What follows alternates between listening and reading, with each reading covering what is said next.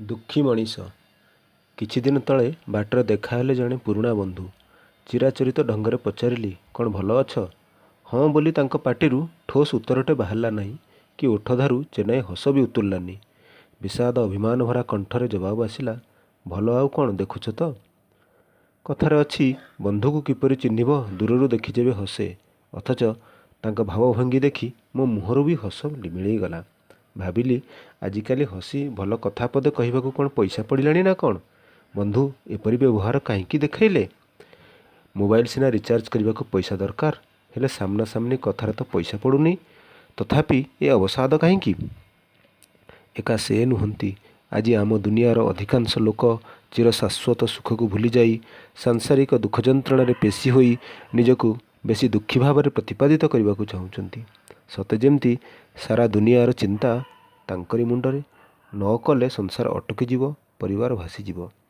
ପ୍ରକୃତରେ କିନ୍ତୁ ଦୁଃଖ ଶୋକ କାହାକୁ ଜାବୁଡ଼ି ଧରେନି, ବରଂ ଆମେ ତାକୁ ଧରି ଛାଡ଼ୁନାହିଁ ବୋଲି ରଡ଼ି କରୁ, ଯାହା କାଳକ୍ରମେ ଜଣକ ଠାରୁ ଗଣ ପର୍ଯ୍ୟନ୍ତ ସଂକ୍ରମିତ ହୋଇଥାଏ। ସଂସାର ତ ଖାଲି ସୁଖ ଅବା ଦୁଃଖର ଭିତରୁ କେଉଁ ଗୋଟିକର ନୁହେଁ। ସୃଷ୍ଟିକର୍ତ୍ତାଙ୍କ ନିୟମ, ଦିନ ପରେ ରାତି ଆସିଲା ପରି ଗୋଟିଏ ଯିବା ପରେ ଅନ୍ୟଟି ନିଶ୍ଚୟ ଆସିବ। କାନ୍ତକବି ଲକ୍ଷ୍ମୀକାନ୍ତ ମହାପାତ୍ରଙ୍କ ମତରେ, ସୁଖ ପରେ ଦୁଃଖ, ତାପରେ ସୁଖ, ଘୁରୁଅଛି ଯଥା କୁମ୍ଭାର ଚକ, ଦୁଃଖେନ ଯିବୁଟି ହଟି। କୁଦା ମାରି କେବେ ଡିଆଁ ନ ମାରିବୁ, ସୁଖରେ ଉଲ୍ଲସି ଉଠି। ତେବେ ଏ ଦୁଃଖ ରାତି ଏତେ ଲମ୍ବା ବୋଲି ଆମର ଧାରଣା ଆସୁଛି କାହିଁକି? କ'ଣ ପାଇଁ ଧୈର୍ଯ୍ୟଚ୍ୟୁତି?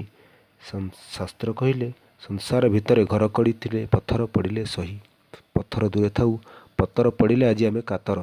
ଏଥିପାଇଁ ଯେ ସୃଷ୍ଟିକର୍ତ୍ତାଙ୍କ ଉପରେ ହୁଏତ ଆମର ବିଶ୍ୱାସ ଦୃଢ଼ ନୁହେଁ, ଅଥବା ଧୈର୍ଯ୍ୟର ଅଭାବ। ମାତ୍ର ଏ ଦୁଇ ବଳ ନଥିଲେ ସଂସାର ଜଞ୍ଜାଳକୁ ସହ୍ୟ କରିବା ଖାଲି ଦୁରୂହ ନୁହେଁ, ବରଂ ଏକଦମ ଅସମ୍ଭବ ମଧ୍ୟ। ଗୌତମ ବୁଦ୍ଧ କହିଥିଲେ, କାମନାର ବିନାଶରେ ଦୁଃଖର ବିନାଶ। ମାତ୍ର କେତେଜଣ ବୈରାଗୀ ହୋଇ ଦୁଃଖକୁ ସମାଧି ଦେଉଛନ୍ତି ସେମିତି ଲୋକ ଖୁବ୍ ବିରଳ। କେତେଜଣ ମିଠା ଖାଇବାକୁ ଇଚ୍ଛା ଥିଲେ ମଧ୍ୟ ଲାଳସାକୁ ଆୟତ୍ତ କରନ୍ତି। କେତେଜଣ ଗାନ୍ଧିଜୀଙ୍କ 3 ମାଙ୍କଡ଼ର ଉପଦେଶ ପାଳନ କରନ୍ତି। ଏମିତି ତ ଆଜିକାଲି ଲୋକ ଦେଖାଣିଆ ଦୁନିଆ। ଆଉ ପ୍ରତି ମୁହୂର୍ତ୍ତରେ ମସଲା ମିଳୁଛି କାମନାକୁ ତେଜିବାର। ଘର ଭିତରେ ଟିଭିର ବିଜ୍ଞାପନ ତ, ବାହାରକୁ ବାହାରିଲେ ରାସ୍ତାଘାଟ ସବୁଆଡ଼େ ମନଲୋପା ବିଜ୍ଞାପନର ତେଜଣା ଖଞ୍ଜା ହୋଇଛି। ଦୈନିକ ହାଟ ବଜାରଠାରୁ ଆରମ୍ଭ କରି ଭିନ୍ନ ଭିନ୍ନ ସମୟରେ କେତେ ରକମର ମନୋହରୀ ଚିଜର ବିପୁଳ ପ୍ରଦର୍ଶନୀ। ଗୋଟିଏ କିଣିଲେ ଅନ୍ୟଟିକୁ ଆଶା କରି ଦୁଃଖ। ଘରେ ସ୍କୁଟରଟିଏ ଥିଲେ ବାଇକ୍ ଉପରେ ଆଖି, ପୁଣି ବାଇକ୍ ଆସିଲେ କାର୍ ପାଇଁ ଲୋଭ। ଯେଉଁଥିପାଇଁ ସେ ପ୍ରାପ୍ତିର ସନ୍ତୋଷ ନାହିଁ କି ତା ପାଇଁ ମନରେ ଆନନ୍ଦ ନାହିଁ, ତାହେଲେ ଦୁଃଖ ଘୁଞ୍ଚିବ କେମିତି? ସମସ୍ତେ ଜାଣନ୍ତି, କଳା ବାଦଲ ଉଠେଇ ଆସିଲେ ସୂର୍ଯ୍ୟ ମଧ୍ୟ ଲୁଚିଯାଆନ୍ତି। ଦର୍ପଣରେ ଧୂଳି ଜମିଗଲେ ମୁହଁ ଆଉ ଦେଖାଯାଏନି। ବାଦଲ ହଟିଲେ, ଧୂଳି ଝାଡ଼ିଲେ ସିନା ସୂର୍ଯ୍ୟ ଆଉ ମୁହଁ ଦେଖାଯିବେ। ଠିକ୍ ସେମିତି ଆମ ମନରେ ପ୍ରତି ମୁହୂର୍ତ୍ତରେ ସୃଷ୍ଟି ହେଉଥିବା ନୂଆ ନୂଆ କାମନା ବାସନା ରୂପକ କଳା ବାଦଲ ବା ଧୂଳିର ଆସ୍ତରଣକୁ ହଟାଇବାକୁ ଆଉ ଜୀବ ପରମଙ୍କ ଭେଟ ହେବାକୁ ପଡ଼ିବ। ତେବେ ଯାଇ ଦିବ୍ୟାନନ୍ଦ ଲାଭ ହେବ ସିନା। ଦୁଃଖ ବଢ଼ିବାର ଆଉ ଗୋଟିଏ କାରଣ ହେଲା ଅନ୍ୟ ସହ ନିଜକୁ ତୁଳନା କରିବା। ଆମେ ସବୁବେଳେ ନିଜଠାରୁ ଭଲରେ ଥିବା କମ୍ ଲୋକଙ୍କୁ ଦେଖି ଦୁଃଖୀ ହେଉ, ଅଥଚ ଆମ ଚାରିପଟେ ଭର୍ତ୍ତି ହୋଇଥିବା ଆମଠାରୁ ଢେର ଦୁଃଖୀ ଲୋକଙ୍କୁ ଦେଖି ସୁଖୀ ହୋଇପାରୁନା। ଆତ୍ମସନ୍ତୋଷ ଲାଭ କରିପାରୁନା ଯେ ଆମେ ମଧ୍ୟ କାହାଠାରୁ ଭଲରେ ଅଛୁ। ଖାଲି ଧନ ସୁଖର ସୋପାନ ନୁହେଁ। ଏ ଦୁନିଆରେ କୌଣସି ବ୍ୟକ୍ତି ସ୍ୱୟଂ ସମ୍ପୂର୍ଣ୍ଣ ନୁହନ୍ତି। କାହାର କିଛି ନା କିଛି ଅଭାବ ରହିଛି। ହେଲେ ସେ ଭାବ ଅଭାବରେ, ହସ କାନ୍ଦରେ ଜୀବନ ଆନନ୍ଦ ନେଉଥିବା ବ୍ୟକ୍ତି ହିଁ ସଫଳତମ। କାରଣ ସନ୍ତୋଷ ହିଁ ସଫଳତାର ଚାବିକାଠି। ଆଦିମ କାଳରୁ ଦୁଃଖ ଯନ୍ତ୍ରଣାରେ ରହିଛି ମଣିଷ, ଆଉ ରହିଥିବ ମଧ୍ୟ।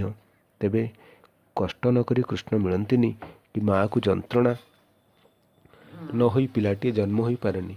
ହେଲେ ସେ ଯନ୍ତ୍ରଣା ପରେ ଯେଉଁ ଆନନ୍ଦ ଆସେ, ତାକୁ ଅପେକ୍ଷା କରିବାର ଧୈର୍ଯ୍ୟ ଆମ ପାଖରେ ଥିବା ଦରକାର। ପାଠ ପଢ଼ି ପୁଅ ବେକାର, ଝିଅ ବାହାଘର ଠିକ୍ ହେଲାନି, ଟଙ୍କା ଯୋଗାଡ଼ ହୋଇପାରୁନି, ଏଣେ ଘର ଅଧା ହୋଇ ପଡ଼ିଛି। ଏମିତି ସଂସାରର ଯାବତୀୟ ଅଭାବ ଅସୁବିଧା ଚିନ୍ତାରେ ଯଦି ନିର୍ମଳ ମନକୁ ମଳଯୁକ୍ତ କରିଦେବା, ତେବେ ନଈ ନ ଦେଖି ପ୍ୟାଣ୍ଟ ଖୋଲିଲା ଭଳି ପରିସ୍ଥିତି ସୃଷ୍ଟି ହେବ ତ। ତା ବଦଳରେ ରକ୍ତଚାପ, ମଧୁମେହ, କର୍କଟ ଭଳି ଦୁରାରୋଗ ବ୍ୟାଧି ଶିକାର କରିବା ସାର ହେବ। ମାତ୍ର ସୁଖ ଓ ଦୁଃଖ ଉଭୟକୁ ଭଗବାନ ଦେଇଥିବା ବୋଲି ଜାଣିଲେ ଜୀବନରୁ ହତାଶ କମିଯିବ। ଆଉ ଗୋଟିଏ ବାଟରେ ଦୁଃଖ ଆସେ ଆମ ବିଚାରଧାରା ତଥା କାର୍ଯ୍ୟକଳାପ ପାଇଁ। ବଣରେ ଭିନ୍ନ ଜାତିର ହିଂସ୍ର ଜନ୍ତୁ ଏକାଠି ଶାନ୍ତିପୂର୍ଣ୍ଣ ସହାବସ୍ଥାନ କରୁଥିବା ବେଳେ ଗୋଟିଏ ଜାତି ହେଲେ ବି ମଣିଷର ଧାରଣା ଯେ ତା ଭାଇ ତାର ଶତ୍ରୁ। ତେଣୁ ପ୍ରତିହିଂସା ପରାୟଣ ହୋଇ ସେ ନିଜ ଭାଇ ପାଇଁ ଗାତ ଖୋଳୁଛି, ଜ୍ଞାତି କୁଟୁମ୍ବ ପାଇଁ ବୋମା ଖଞ୍ଜୁଛି ତ ତା ପଛରେ ଛୁରା ବି ଭୁଷୁଛି। ଠାକୁର ଶ୍ରୀ ଶ୍ରୀ ଶ୍ରୀ ଉଦାସ ଯମୁନା ଦାସଙ୍କ ବାଣୀ। ମନୁଷ୍ୟର ଶତ୍ରୁ କେବେ ମନୁଷ୍ୟ ନୁହଁଇ, ମନୁଷ୍ୟର ଚିରଶତ୍ରୁ ମୋହମାୟା ହୋଇ। ପରମଙ୍କ ସତ୍ତା ପରା ମନୁଷ୍ୟ ମଧ୍ୟରେ, ଏ ଜୀବନ ଶତ୍ରୁ ନୁହେଁ ଅନ୍ୟ ଜୀବନରେ। ସକଳ ଘଟେ ନାରାୟଣ ବିରାଜମାନ କରିଥିବାରୁ ସମସ୍ତେ ଆମର ସଖା ସହୋଦର ହେଲେ ପୁଣି ଶତ୍ରୁ ହେଲେ କେମିତି? ଅସଲ ଶତ୍ରୁ ଆମ ନିଜ ଭିତରେ ଅଛି, ଯାହା ଷଡ଼ରିପୁ ଯଥା କାମ, କ୍ରୋଧ, ଲୋଭ, ମୋହ, ମଦ ଓ ମାତ୍ସର୍ଯ୍ୟ ବୋଲି ସମସ୍ତେ ଜାଣନ୍ତି, ଅଥଚ ତାକୁ ଦବାଇ ନ ପାରି ଓଲଟି ସେମାନଙ୍କ ଇସାରାରେ ଉଠବସ ହୁଅନ୍ତି। କଥାରେ ଅଛି, ଯିଏ ଚିନ୍ତେ ପରମନ୍ଦ ତା ମନ୍ଦ ପାଞ୍ଚନ୍ତି ଗୋବିନ୍ଦ। ଏହି ନ୍ୟାୟରେ ପ୍ରିୟଜନଙ୍କୁ ଶତ୍ରୁ ବିଚାର କରି ତାଙ୍କ ପାଇଁ ଗାତ ଖୋଳୁ ଖୋଳୁ ନିଜେ ସେହି ଗାତରେ ପଡ଼ନ୍ତି, ଅଥଚ ଠକି ବି ଶିଖିପାରନ୍ତିନି। ହେଲେ ଆଜି ବି ସମୟ ଗଡ଼ିଯାଇନି। ପଙ୍କରୁ ପଦ୍ମ ସୃଷ୍ଟି ହେବା ପରି ଦୁଃଖର ଅତଳ ଗର୍ଭରୁ ସୁଖ ଶାନ୍ତିର କଳ୍ପଦ୍ରୁମ ସୃଷ୍ଟି ପାଇଁ କ୍ଷେତ୍ର ପ୍ରସ୍ତୁତି ହେବା ଜରୁରୀ। ଆଉ ସେଥିପାଇଁ ଆମ ମନ ଉପବନରେ ପରମାତ୍ମାଙ୍କ ନାମରୂପକ ବୀଜକୁ ବପନ କରି ଭାବଭକ୍ତି ସହକାରେ ପ୍ରୀତି ଜଳର ସିଞ୍ଚନ କରିବା ଦ୍ୱାରା ସେହି ମହାବୃକ୍ଷ ଯେତେ କାୟା ବିସ୍ତାର କରିବ, ସେତେ ସୁଖ ଶାନ୍ତିର ଶୀତଳ ଛାୟା ସାରା ସଂସାରକୁ ପ୍ରଦାନ କରିବ। ସେତେବେଳେ ସୁଖର ଏହି ସଂସାରରେ ଆଉ କ'ଣ ଦୁଃଖୀ ମଣିଷ ଥିବେ?